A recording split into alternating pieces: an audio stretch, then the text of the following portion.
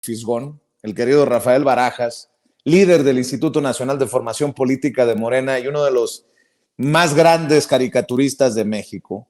Quiero leerle algo que hemos venido advirtiendo, el Fisgón, nosotros, muchos desde nuestras trincheras hemos estado advirtiendo de esto. Y hoy lo trae como nota de 8 columnas Milenio. Póngame la portada de Milenio, don David. Fíjese nada más lo que publica Milenio. Forman influencers contra populismos de izquierda. Ándale. Fíjese. Una organización global que combate la contaminación en las relaciones públicas detectó que al menos 16 asociaciones mexicanas forman parte de la estrategia de Atlas Network para formar una nueva generación de influencers que promuevan el libre mercado y erosionen las políticas populistas de izquierda en América Latina. La investigación realizada por The Smog, con sede en el Reino Unido, incluye en el listado a México Evalúa, el Centro Fox, Conciencia Nacional por la Libertad Religiosa, Caminos de la Libertad y el Instituto Mexicano para la Competitividad, el IMCO, entre otras agrupaciones. En su página web, Atlas Network asegura aglutinar a más de 500 grupos en más de 100 países, pero es inverificable porque oculta los datos de casi todos ellos. Sin embargo, representantes del IMCO y México Evalúa suelen participar como oradores en los eventos de la red que promueve políticas liberales de derecha. Antes de seguir leyendo, quiero decirle que Temoris Greco es quien firma la nota en el periódico Milenio, para que luego no vayan a decir. El empresario Ricardo Salinas Pliego y su primo Roberto Salinas León se encuentran entre quienes han hecho pública su estrecha asociación con Atlas Network. A través del Centro Ricardo Salinas Pliego y de la Universidad de la Libertad, han manifestado que el ascenso del populismo de México a Argentina ha significado para algunos el inicio de un camino oscuro, a pesar de lo cual, contra las crecientes autocracias, nuestros socios han demostrado por qué América Latina es la tierra del sí se puede. Aunque el distanciamiento de este grupo de empresarios con el gobierno de Andrés Manuel López Obrador ha sido más visible en la recta final del sexenio, las diferencias estaban a la vista desde hace tiempo. El 7 y 8 de noviembre de 2018, en un evento denominado Foro de la Libertad de Nueva York, y a menos de un mes de la toma de posesión de López Obrador, el conglomerado mexicano Grupo Salinas y la organización estadounidense Atlas Network sellaron una alianza con la creación del Centro para América Latina de esta última, encabezado por Salinas León, consejero y asesor editorial de Televisión Azteca, además de primo hermano de su presidente, Salinas Pliego. Mire, con mucho respeto para el presidente Andrés Manuel López Obrador, porque cuando uno dice cosas fuertes, lo toman como ataque o golpeteo al presidente y hasta le sacan a uno videos de alguna crítica por la que ya ha ofrecido uno disculpas desde hace muchos años y que nos dicen, lo que pasa es que Vicente Serrano es anti-AMLO. No. Directamente al presidente se lo insistí en diferentes mañaneras. Y recuerdo que fue en una mañanera en Hermosillo, Sonora, en la que le hablé de traidores como Lili Téllez y Germán Martínez. Y hasta ese momento el presidente se había mantenido muy mesurado. Bueno, a partir de ahí el presidente admite que sí son traidores, que abiertamente lo traicionaron a él y al movimiento. Le voy a pedir a Toño y al equipo de producción que por ahí me busquen la crítica que en algún momento hicimos cuando se anunció aquel grupo de asesores empresariales del presidente que incluía a Ricardo Salinas Pliego. Uy, nos cayeron a palos. Es que a los enemigos hay que tenerlos, a los amigos cerca y a los enemigos más cerca. Me cayeron a palos. Fuego Amigo, gente del movimiento que decía, tú estás en el golpeteo contra el presidente. Aquí con lo que publica Temoris Greco en Milenio, con quien también tengo mis diferencias con Temoris Greco, pero hay que reconocer una pluma importante que hay que leer. Aquí está lo que hemos venido insistiendo. Ricardo Salinas Pliego no tiene amigos, tiene intereses muy a la americana. Ricardo Salinas Pliego no podía ser amigo del presidente Andrés Manuel López Obrador. Y mire, el tiempo nos ha dado la razón. No solamente por los desfiguros, el circo, la payasada de lo quiero entrevistar, presidente, y estas cosas, no. Por la investigación de Temoris Greco, que habla de cómo Salinas Pliego está metido hasta la cola en estos esfuerzos de Atlas Network contra el populismo socialista, o cómo le llaman la primera plana, populismos de izquierda.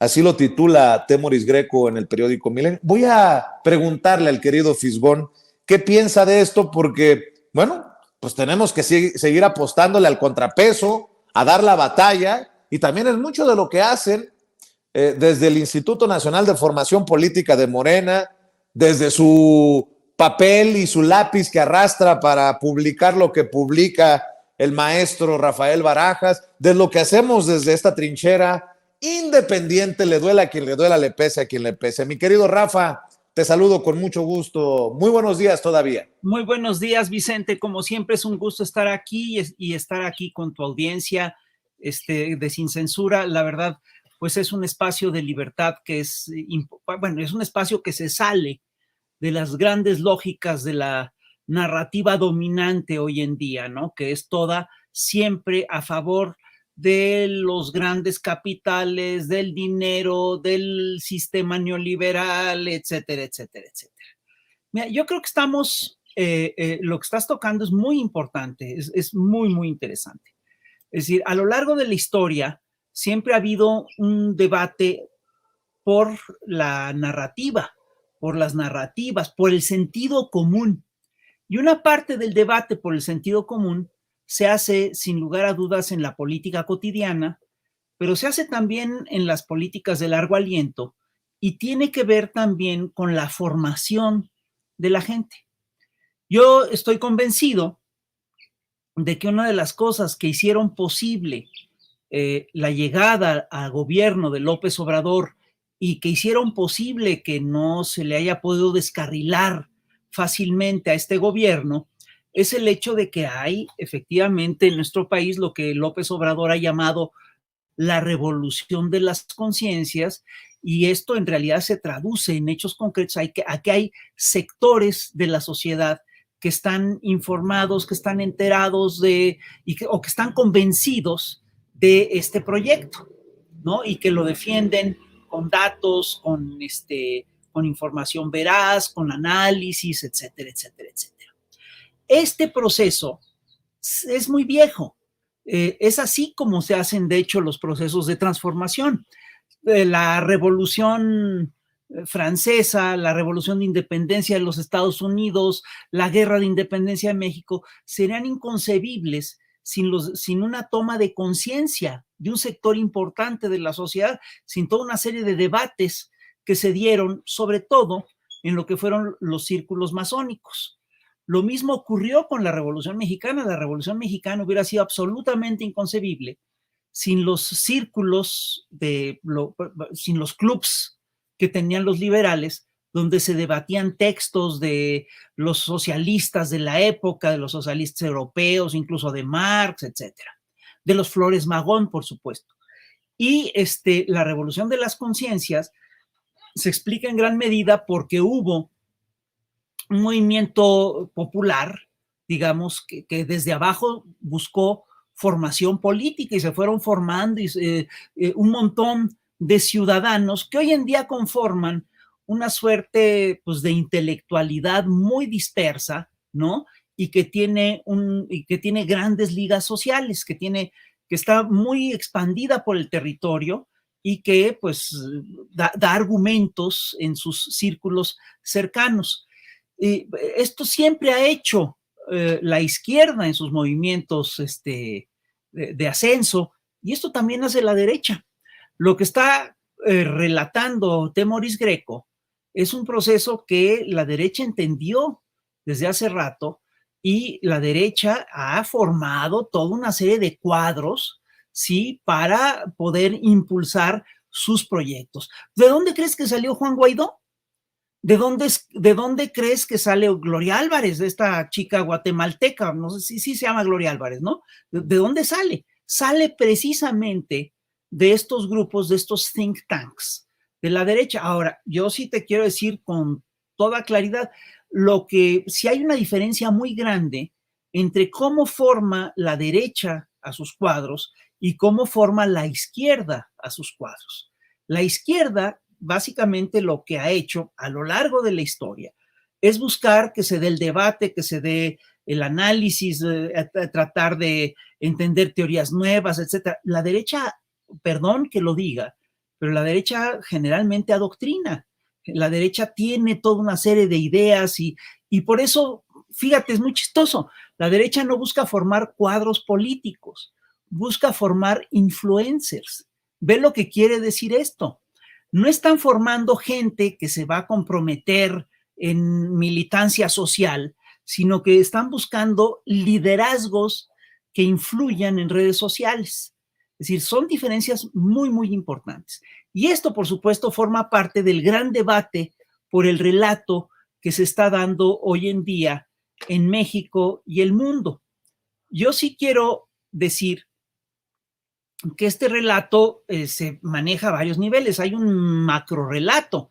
El macrorrelato es curioso, pero básicamente es un relato que le sirve a los poderes fácticos dominantes del planeta, a las oligarquías, a las multinacionales, a Washington, a los Estados Unidos, a todo este sector, que son una minoría muy, muy pequeña y que ha concentrado riquezas como nunca, y que hoy en día controla el grueso de los aparatos mediáticos del planeta, de los consorcios mediáticos del planeta, que hoy en día operan, sí, justamente como grandes aparatos de publicidad y de desinformación.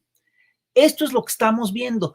Y este gran relato básicamente lo que dice es que defienden la libertad, defienden la democracia, defienden los valores de Occidente, pero es curioso porque no defienden la libertad, pero incluida la libertad de mercado, ¿no? Pero no defienden valores tan básicos como la igualdad y la fraternidad, ¿no? Que son valores que tienen que ir acompañados con la libertad. La libertad sola no es un buen valor.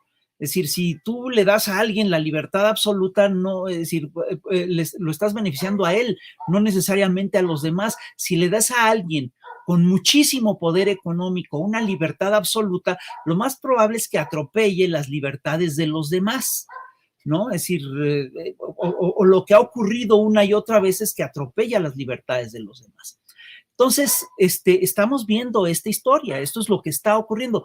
Y hoy en día, lo que estamos viendo es que hay un relato dominante que es muy fuerte, el relato que impulsan los grandes medios, el relato que impulsa el status quo, es el relato que dice que estas elecciones que se van a llevar a cabo deben de ser anuladas. Fíjate qué chistoso, ya han utilizado muchos argumentos para buscar anular las elecciones del 2024. Están estudiando incluso todo lo que dice Andrés, le están impidiendo incluso que utilice términos como oligarquía voraz, ¿no? Y cosas así. Están incluso escudriñando su libro para ver qué partes se censuran, ¿no? Esto lo está planteando el tribunal. Le están haciendo un listado de infracciones, de supuestas infracciones al presidente, ¿no? Esto, por supuesto, con la finalidad de, en un momento dado, poder encontrar argumentos para anular la elección. Entonces, están haciendo un listado sobre las infracciones del presidente, que es muy chistoso porque no tiene nada que ver lo que están auscultando ahorita con lo que hizo Vicente Fox en su momento.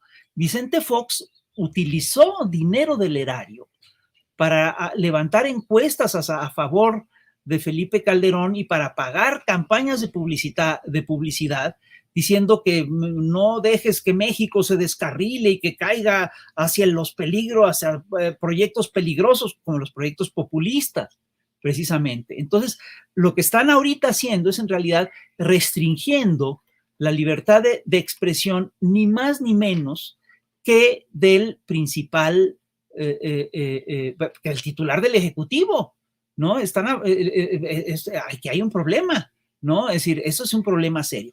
Y fíjate que uno de los argumentos que se han manejado desde hace tiempo para anular la elección es el de la violencia. El 8 de febrero de este año, 3 magistrados del Tribunal Electoral del Poder Judicial de la Federación hablaron de que la violencia en las elecciones es, por supuesto, una causal de anulación de los comicios. Y poco después, y dijeron que se anularían elecciones en casos concretos donde se confirme la injerencia del crimen organizado, lo cual es legal, está bien, tienen razón, pero ya están hablando de anular las elecciones. El 11 de marzo, el PRI y el PAN también hablaron de la posibilidad de anular las elecciones por violencia y por involucramiento del crimen organizado. Y hay que decir que tanto Andrés Manuel López Obrador como Claudia Sheinbaum, sí, dijeron que la posibilidad de anular de la elección del 2 de junio, sí, le conviene básicamente a la oposición por una cosa muy concreta de que la oposición claramente no está siendo favorecida por las encuestas con miras a la elección del 2 de junio. Entonces, perdón por lo que te voy a decir, pero lo que está ocurriendo, lo que ocurrió ayer en Guanajuato, que en pleno acto de campaña ejecutaron a la candidata de Morena, Gisela Gaitán, y al candidato a regidor, Adrián Guerrero, ¿sí? Pues obviamente forma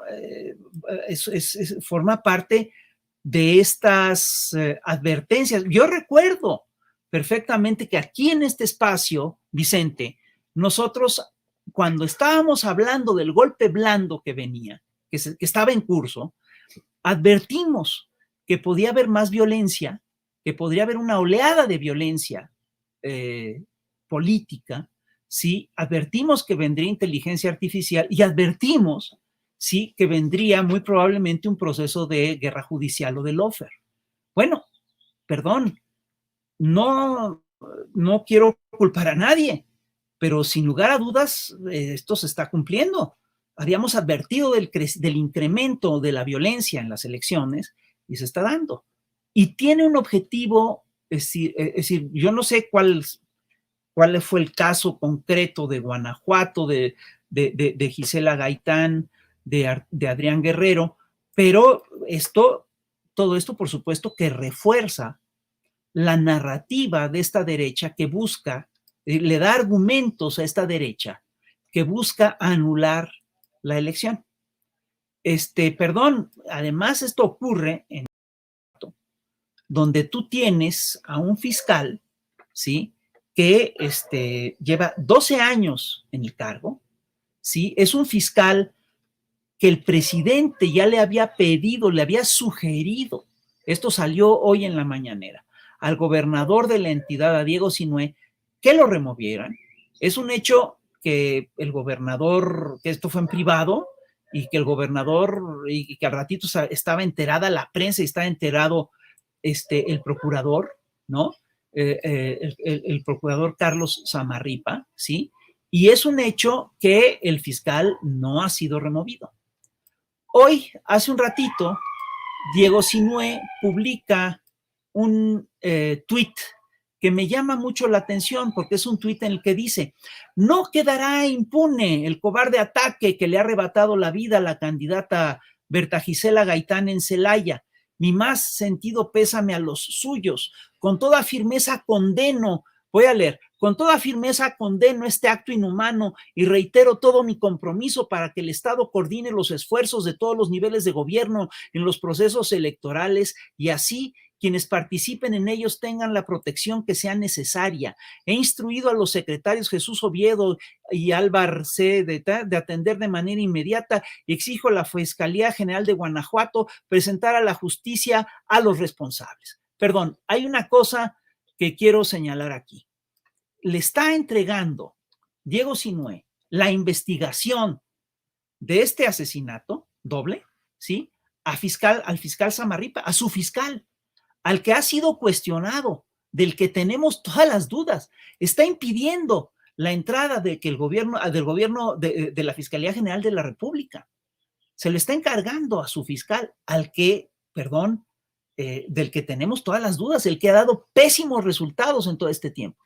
Si Diego Sinué hablara en serio, si de veras quisiera que no quedara impune el asesinato de Berta Gisela Gaitán en Celaya y de Adrián Guerrero, una de las cosas que tendría que hacer es empezar a remover de una vez a Carlos Samarripa, a su fiscal. Ahí hay un problema político muy serio.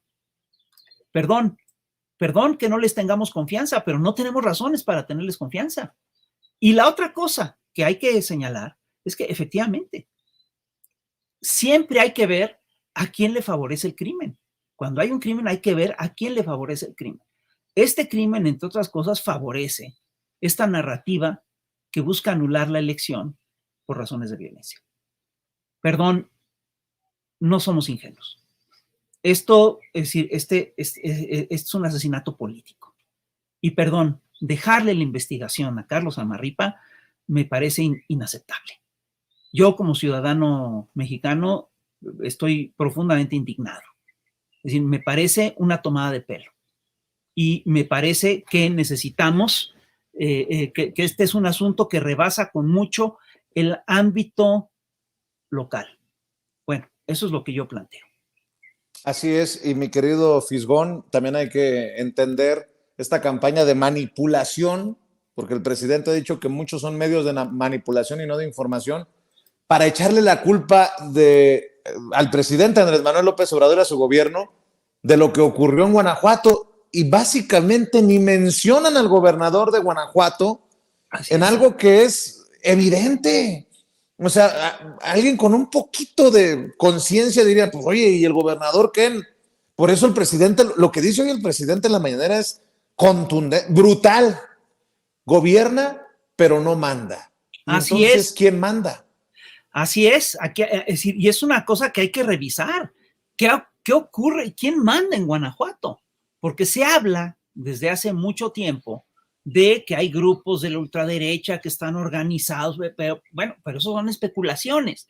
No sabemos realmente, bueno, yo en concreto no tengo herramientas para poder afirmar quién está mandando en Guanajuato, pero lo que sí te puedo decir es que es un estado que está en un nivel de desorden brutal. Hay 4 cárteles peleándose el territorio y es el estado que más asesinatos ha tenido en los últimos años. Día con día, semana tras semana, aparece en el número 1 de la lista de los estados con más homicidios, ¿sí? Y lo que es increíble es que este fiscal, que no arroja buenos resultados, ¿sí?, sigue intacto en el cargo. Hoy López Obrador tocó un tema muy importante, que es el tema del fiscal de Veracruz, Jorge Winkler, el exfiscal de Veracruz, que lo había dejado sembrado Yunes en el sexenio anterior, y es un hecho que en el momento en el que retiran a ese fiscal, en el momento, ese fiscal se nombra en tiempos de Yunes y sigue en los primeros meses del gobierno de Cuitláhuac García. En el momento en el que retiran a ese fiscal, la criminalidad en Veracruz empieza a bajar.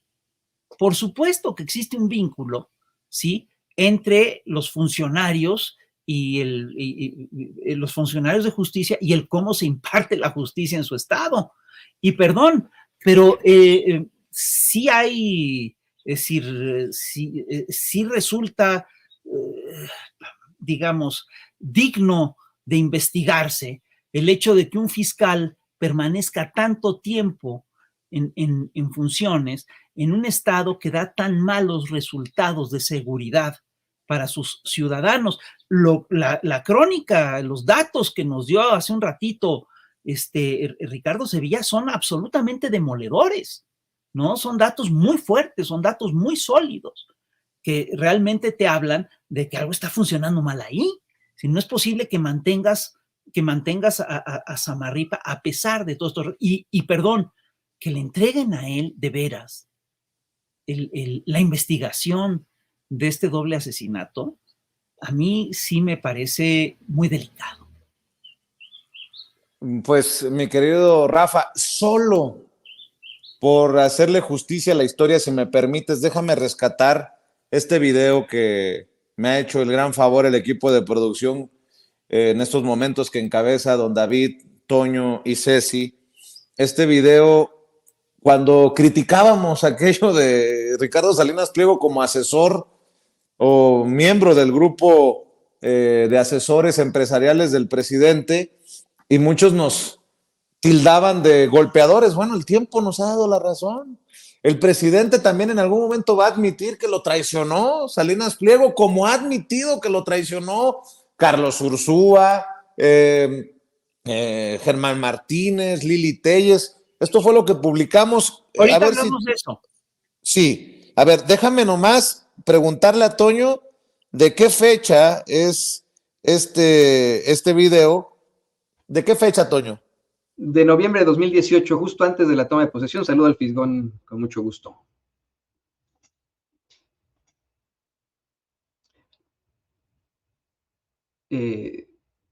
No te escuchamos, Vicente, se fue tu audio. Que vamos a ver y escuchar esto de 2018 cuando transmitíamos desde Chicago. Adelante. Una nota muy interesante que habla de las multimillonarias cifras del nuevo Consejo de Asesores de Andrés Manuel López Obrador. Y voy a hacer referencia a este artículo porque desde que iniciamos el programa hemos sido críticos del anuncio de este consejo en el que también se integran Ricardo Salinas Pliego, el presidente, el dueño de TV Azteca, Bernardo Gómez, uno de los jefes en Televisa, y Olegario Vázquez Aldir, el dueño de Imagen Televisión y de Excelsior. Yo sigo preguntando, ¿estos son miembros de la mafia del poder a la que se refería Andrés Manuel López Obrador? ¿Estos pagan impuestos como para que merezcan formar un consejo de asesores del presidente de la República? Si alguien me demuestra que todos estos empresarios no se han beneficiado de un perdón en los impuestos, que pagan cabalmente sus responsabilidades tributarias, que cumplen con el pueblo de México, en ese momento retiro mi crítica y hasta ofrezco una disculpa. Pero por esto es que no vamos a quitar el dedo del renglón. En el grupo hay empresarios con fortunas superiores a los 8,000 millones de dólares y ejecutivos de firmas que facturaron más de 70,000 millones de pesos de enero a septiembre de este año. Mi querido Fisgón, suena bien feo cuando uno dice, se los dije, pero pues no andábamos tan perdidos que desde el 2018 nosotros preguntábamos por lo del pago de impuestos. 2024, ¿cuál es el tema en torno a Ricardo Salinas Pliego? Y más aún, 3 de los personajes que formaban, no sé cómo esté la cosa, del grupo de asesores empresariales, son de los medios que el propio presidente ya ha señalado como parte pues de estas estrategias para la desestabilización. Televisa, Azteca y Grupo Imagen. Ha mencionado cuántas veces a Olegario Vázquez Aldir, cuántas veces se ha mencionado a Ricardo Salinas Pliego, y bueno, pues el caso de Televisa con Bernardo Gómez y con Emilio Azcárraga Llán. Insisto, tú llevas años hablando de los intentos de desestabilización. Nosotros tenemos años, desde el 2018. Para aquellos que ponen en tela de juicio nuestro compromiso con este proceso de transformación, aquí está una muestra de lo que venimos exponiendo desde el 2018. Le duela a quien le duela y le pese a quien le pese. Porque además, en algún momento el presidente como que ha querido admitir que sí hay un golpe blando, él le ha llamado un golpe técnico y bueno, que todos las alimañas se han unido como en aquello de todos contra López Obrador porque es un peligro para México, querido Fisgón. Sí, mira, son varias cosas las que te quiero señalar. Con toda honestidad, yo creo que nadie en ningún momento pensó que Ricardo Salinas Pliego era un hombre altruista y un hombre generoso y un hombre que buscaba algo que no fueran sus intereses particulares y demás. Yo estoy totalmente de acuerdo contigo en que son estos actores, pues están aliados a la ultraderecha. Bueno, nosotros siempre lo hemos dicho, son actores que están aliados a la ultraderecha, etc. Lo que yo creo que aquí ocurrió no es que Andrés no se diera cuenta de esto, sino que Andrés, primero, pues es el ejecutivo, es el primer mandatario de la nación y tiene que tratar con absolutamente todos los actores y tiene que buscar la conciliación y tiene que buscar resolver los conflictos con los actores que hay. Y esto implica que tiene que sentarse a la mesa con Slim y con Salinas Pliego y con gente que muy probablemente sabía que le iban a, que no estaban con él, ¿no? Y es un hecho también que en esta historia, pues él también tiene que escoger sus batallas y tiene que escoger cuándo se pelea con quién. Si se pelea con todos de un jalón, pues lo más probable es que no hubiera llegado hasta aquí, ¿no? Es decir, yo estoy convencido que ha ido alargando algunas batallas, ha ido concentrando el pleito en algunas, ha ido ganando las batallas que puede ganar. Y aquí lo que ocurrió es que lo que ocurrió es que al final de cuentas, Salinas Pliego, pues sí es, Salinas Pliego sí es uno de los núcleos duros de la ultraderecha empresarial mexicana, ¿sí? Y pues el enfrentamiento pues se está dando ya de manera muy activa, pero lo que hay que señalar en esto y que es importante tocarlo, es que el que empezó este pleito, quien está dando quien está iniciando hostilidades, no es el presidente de la República, es Salinas Pliego. Y esto, por supuesto, que le permite a López Obrador tomar ciertas decisiones, ¿no? Y lo coloca desde el punto de vista diplomático en una muy buena situación, ¿sí? Y ojo, lo coloca en una buena situación desde el punto de vista diplomático, pero además es el Ejecutivo, ¿eh?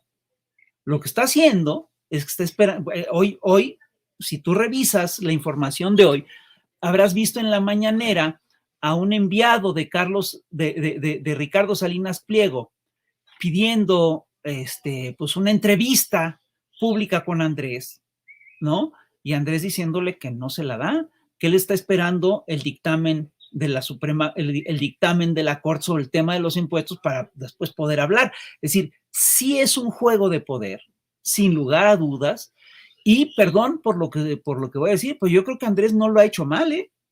Es decir, Andrés ha ido librando sus batallas poco a poco y hasta ahorita no creo que haya perdido ni una. Es más, es un muy buen estratega.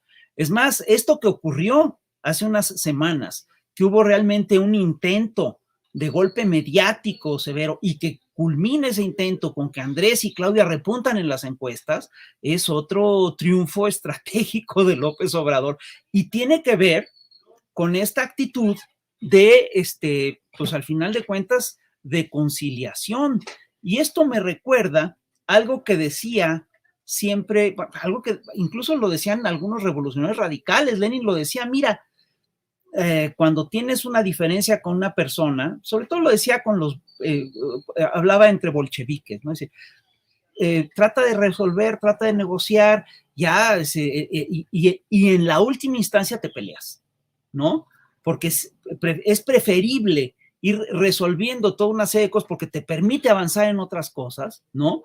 Que agarrarte un pleito que te puede llevar a una fractura definitiva muy pronto. En todos estos años, el que ha avanzado ha sido Andrés Manuel, no Ricardo Salinas Pliego.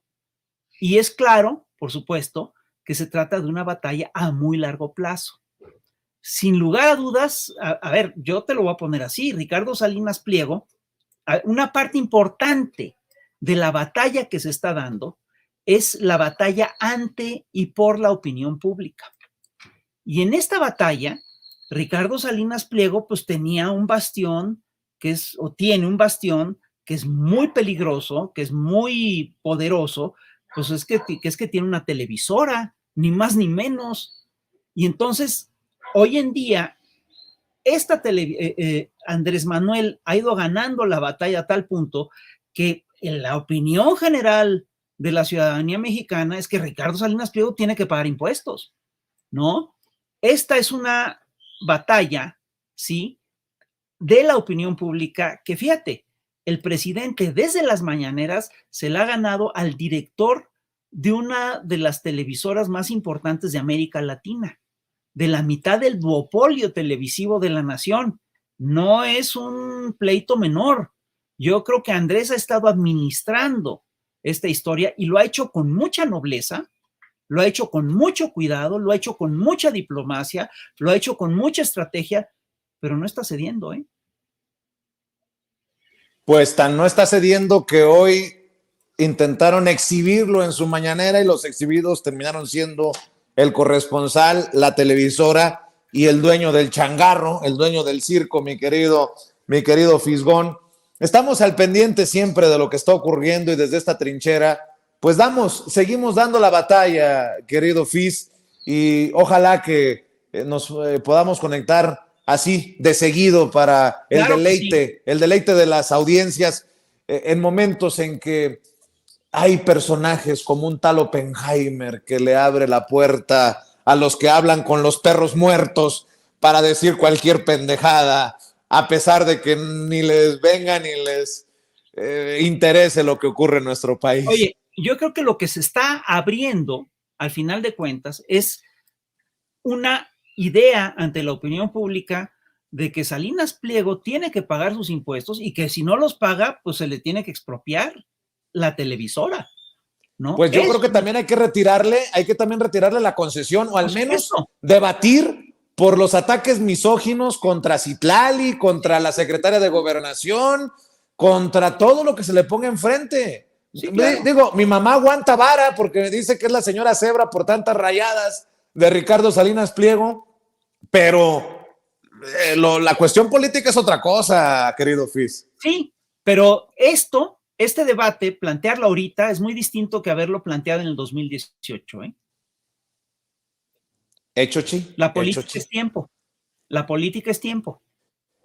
Estoy de acuerdo contigo. Ya lo sabe, @FisgónMonero en redes sociales. Búsquelo en el Chamuco, búsquelo en La Jornada y búsquelo siempre en los esfuerzos que realiza el Instituto Nacional de Formación Política de Morena y obviamente aquí en esta humilde trinchera de Sin Censura. Querido Rafa, te mando un abrazo.